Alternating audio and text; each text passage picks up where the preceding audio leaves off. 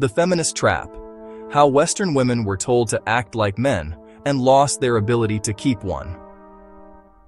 They sold her a lie, and she bought it with both hands. Somewhere between the protest signs and the empowerment slogans, a generation of Western women were handed a blueprint for life that had nothing to do with love, family, or lasting partnership.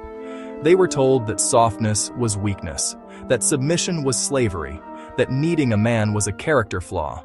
So they hardened, they competed, they climbed, and they won every battle on the career ladder while quietly losing the war at home. Now the most educated, most empowered generation of women in Western history is also the loneliest. That is not a coincidence. T1. They were taught to compete with men instead of complement them. The feminist movement did not just want equality under the law. That battle was already largely won. It wanted women to become men. Same aggression, same dominance, same emotional detachment, same refusal to yield. And Western women absorb that message completely. So today, you have a woman who negotiates like a CEO at work, comes home, and tries to negotiate her relationship the same way. Every conversation becomes a boardroom. Every disagreement becomes a power struggle. Every moment of male leadership becomes a threat to her independence. She was never taught that a relationship is not a competition. She was taught to win. And you cannot build a home with someone who is always trying to beat you. 2. They traded femininity for a title. She has the degree, the apartment, the corporate salary, the passport full of solo travel stamps. She has everything the feminist blueprint promised her. And she is alone. Because what she traded to get all of that was the very thing that makes a man want to stay.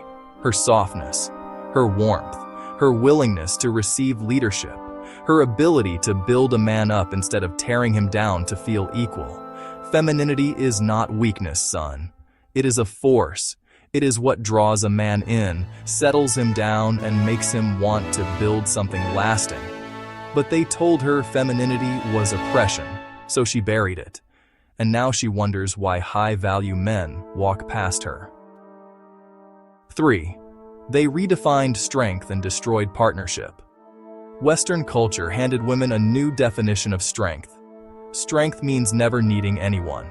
Strength means never submitting. Strength means challenging everything, yielding to nothing, and calling every man who leads controlling. But that is not strength. That is isolation dressed up in empowerment language.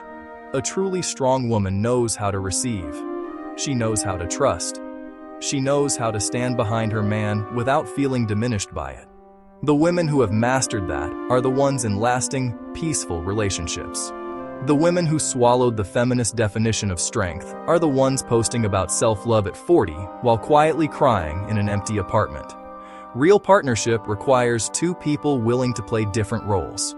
The moment both people are fighting for the same position, the structure collapses. 4. They were told men were the enemy. This is the most destructive part of the feminist trap. An entire generation of Western women grew up being told that men were the problem, that male leadership was toxic, that masculinity was dangerous, that a woman who loved a strong man had internalized her own oppression. So they entered relationships with weapons drawn. They came in suspicious, defensive, ready to detect red flags in every act of male authority. They did not come to build. They came to audit. And men felt it. High-value men do not stay in environments where they are treated as suspects. They do not keep investing in women who view their strength as a threat. They leave. And those women call it, men can't handle a strong woman. No, men can handle strength. What they will not tolerate is hostility disguised as strength. 5. The wall is real and no one warned her. While she was busy building her career through her 20s and 30s, dismissing good men as not ambitious enough or too traditional, the biological clock was running. Nobody told her that men's attraction is not primarily driven by her career accomplishments, Nobody told her that a woman's most powerful years for securing a high-value partner are the years she spent finding herself in different countries and different beds. Nobody told her that the man she dismissed at 25 because he wanted a traditional family would, at 35, be married with children to a woman 10 years younger who actually wanted what he was offering. The feminist movement promised her she could have it all: career first, travel, experiences, then love. What they did not tell her is that the market does not wait, and high-value men do not shrink their standards because she is finally ready. 6. The men are not coming back to beg. Here is what the feminist establishment did not plan for. Men adapted. Western men watched the culture shift.